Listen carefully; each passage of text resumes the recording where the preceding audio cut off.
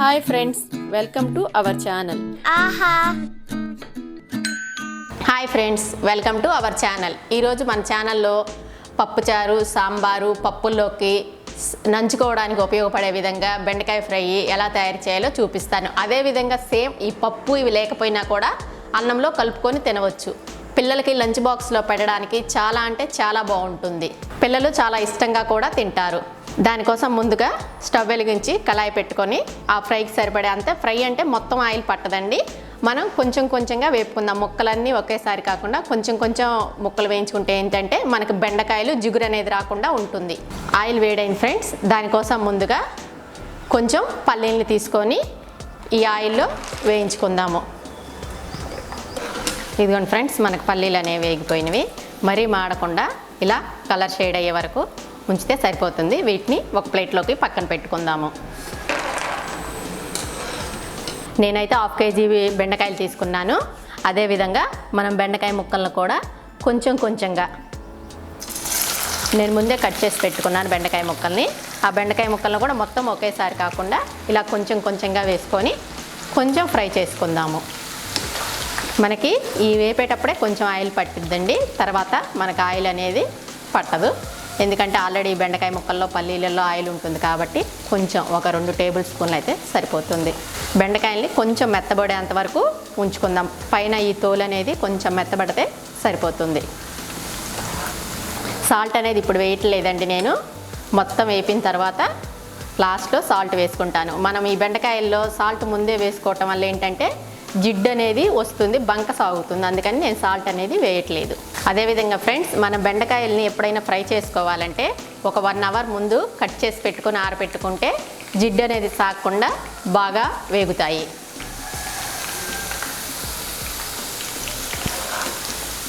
నాకు బెండకాయ ముక్కలు అనేవి వేగిపోయినాయి. ఇలా వేగితే చాలు. నేను అన్నంలో ఓన్లీ నంచుకోవడానికే కాదు, అన్నంలో కలుపుకోవడానికి కూడా బాగుంటుందని చెప్పా కదా, అలాంటప్పుడు మనకి ఈ విధంగా ఫ్రై చేసుకుంటే సరిపోతుంది. వీటిని ఒక పక్కన ప్లేట్లో పెట్టుకుందాము. అదేవిధంగా మిగతా బెండకాయలను కూడా ఫ్రై చేసుకుందాము.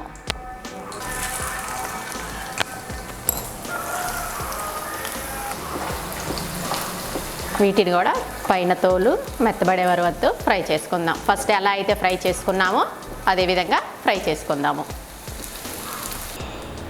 బెండకాయ ముక్కలన్నిటిని ఇలా ఫ్రై చేసుకున్న తర్వాత ప్యాన్ పెట్టుకొని కొంచెం మనం ఉల్లిపాయ ముక్కలు, తాలింపు గింజలు వేగటానికి సరిపడంత ఆయిల్ వేసుకుందాము. ఈ ఆయిల్ సరిపోతుందండి, ఎందుకంటే మనం ఇందాక ఆల్రెడీ బెండకాయ ముక్కల్ని పల్లీలన్నిటిని వేయించాం కదా, అందుకని ఈ ఆయిల్ సరిపోతుంది. ఆయిల్ కాగిన తర్వాత కచ్చా పచ్చాగా దంచుకున్న ఒక 5 వెల్లుల్లి రెమ్మల్ని తీసుకున్నాను. వెల్లుల్లి రెమ్మలు తీసుకొని కొంచెం ఫ్రై చేసుకుందాము. అయితే ఫ్రెండ్స్, వెల్లుల్లి అనేది కంపల్సరీ వేయండి. దీని ఫ్లేవర్ అనేది ఈ ఫ్రైకి చాలా అంటే చాలా రుచినిస్తుంది. నేనైతే పొట్టు కూడా తీసుకోలేదు, మనకి పొట్టు ఉండటం వల్ల కూడా చాలా రుచిగా ఉంటుంది.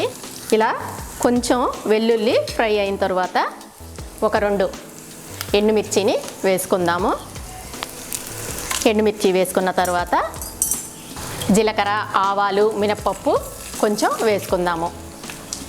వేసుకొని ఒకసారి కలబెట్టుకుందాము. కలబెట్టుకొని ఇవి ఫ్రై అయ్యేంత వరకు వెయిట్ చేద్దాం. ఇవన్నీ ఫ్రై అయిపోయినాయి. ఇలా ఫ్రై అయిపోయిన తర్వాత ఒక ఆనియన్ని కట్ చేసుకొని ముక్కల్లాగా వేసుకుందాము. ఫ్రెండ్స్, మీకు ఓన్లీ పప్పుచారు రసంలోకి నంచుకోవడానికి మాత్రమే కావాలంటే ఆనియన్స్ అనేవి స్కిప్ చేయండి. నేను కర్రీ లేకపోయినా కూడా అన్నంలో కలుపుకోవడానికి బాగుంటుందని చెప్పా కాబట్టి ఆనియన్స్ వేసుకుంటున్నాను. ఆనియన్స్ని ఇలా వేసి ఒకసారి కలబెట్టిన తర్వాత కొంచెం పసుపు వేసుకుందాము. పసుపు వేసుకొని ఈ ఆనియన్స్ అనేవి కొంచెం మెత్తబడికే వరకు ఫ్రై చేసుకుందాము.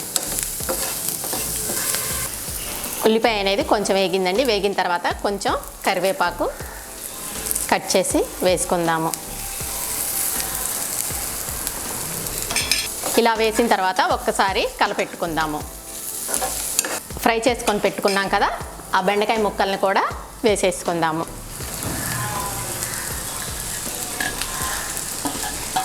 ముందుగా వేయించి పెట్టినటువంటి పల్లీలను కూడా వేసుకుందాము. కొంచెం సాల్ట్, అయితే మనం సాల్ట్ అనేది అస్సలు వేసుకోలేదు కదండి ఫస్ట్ నుంచి కూడా, ఇప్పుడు వేసుకోండి. ఎందుకంటే మనకు బెండకాయ ముక్కలన్నీ ఫ్రై అయ్యాయి, ఆనియన్స్ అన్నీ వేసాం కాబట్టి ఇప్పుడు ముక్కలకు అనేది ఉప్పు పడుతుంది, ప్లస్ పైన ముక్కలకి జిగురు అనేది రాదు. ఇప్పుడు ఎవరి టేస్ట్కి తగ్గట్టు వాళ్ళు సాల్ట్ వేసుకోండి. సాల్ట్ వేసిన తర్వాత ఒకసారి కలుపుకుందాము. చూసారా, మనకి చూడటానికే ఎలా ఉందో, చాలా చక్కగా చూస్తుంటేనే నోరు ఊరిపోతుంది. పల్లీలు, ఆనియన్స్, ఎండుమిర్చి, చాలా అంటే వెల్లుల్లి వేయటం వల్ల మనకి కర్రీ రుచి అనేది చాలా అంటే చాలా బాగుంటుంది. మన హెల్త్కి కూడా చాలా మంచిది వెల్లుల్లి వాడటం వల్ల. ఇలా ఒకసారి కలపెట్టుకొని ఈ ఉప్పు అంతా ముక్కలకు పెట్టే వరకు అంటే ఒక 2 minutes మగ్గనిద్దాము. చూసారు కదండి, మనకి మొత్తం బాగా ఫ్రై అయిపోయింది. ఫ్రై అయిన తర్వాత 1 teaspoon కారం వేసుకోండి.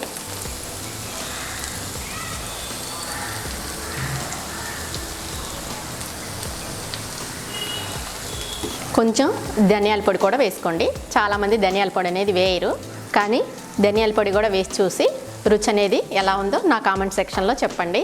చాలా అంటే చాలా బాగుంటుంది ధనియాల పొడి వేయటం వల్ల. వీటన్నిటిని వేసి ఒక్కసారి కలపెట్టుకుందాము.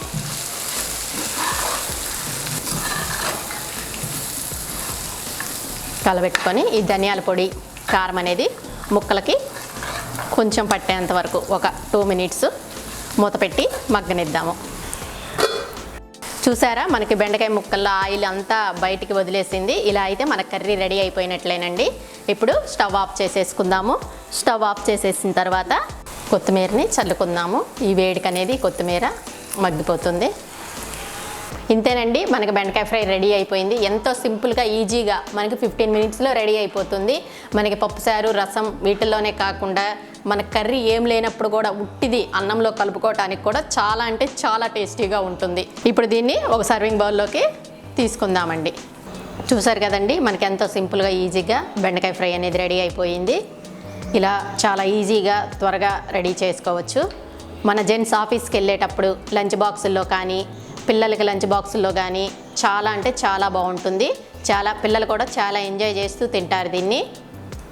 తప్పకుండా నా టిప్స్ ఫాలో అవుతూ ఈ బెండకాయ ఫ్రైని రెడీ చేసుకోండి. నా వీడియో కనుక మీకు నచ్చినట్లయితే లైక్ చేయండి, షేర్ చేయండి, సబ్స్క్రైబ్ చేయండి. మీ ఫ్రెండ్స్కి, రిలేటివ్స్తో షేర్ చేసుకోండి. Thank you friends. Bye bye.